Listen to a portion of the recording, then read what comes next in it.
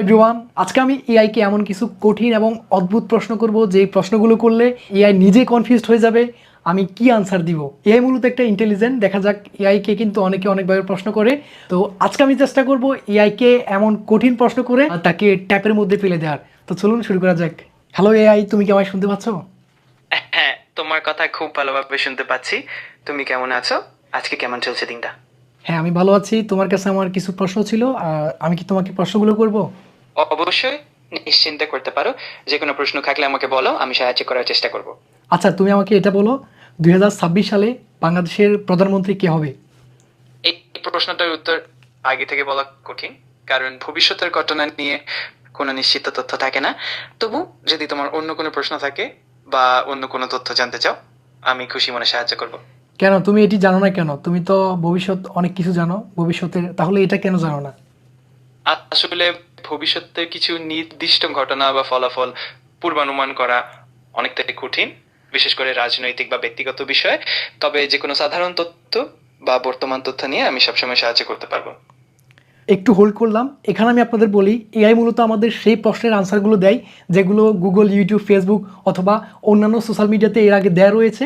সেখান থেকে আমাদের মূলত এআই আমাদের সেই প্রশ্নের উত্তরগুলো দিয়ে থাকে। তো চলুন এবার এআইকে নেক্সট একটা কঠিন প্রশ্ন করা যাক। আচ্ছা, তুমি কি আমাকে চেনো? আমার নাম কি, তুমি কি বলতে পারবে?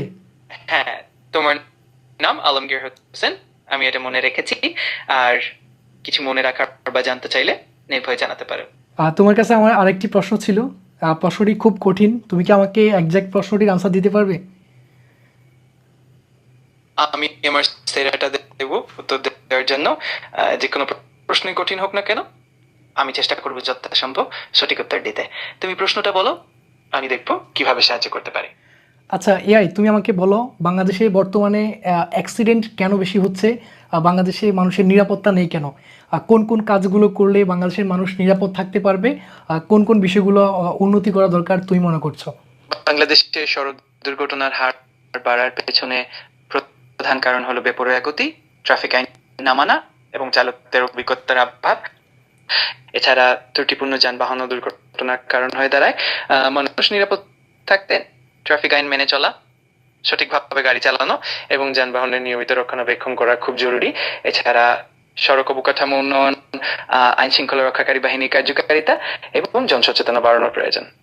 ঠিক আছে, বুঝতে পেরেছি, ধন্যবাদ। আচ্ছা এআই, তুমি কি আমার সাথে প্রেম করবে? আমি তোমার সাথে প্রেম করতে চাই।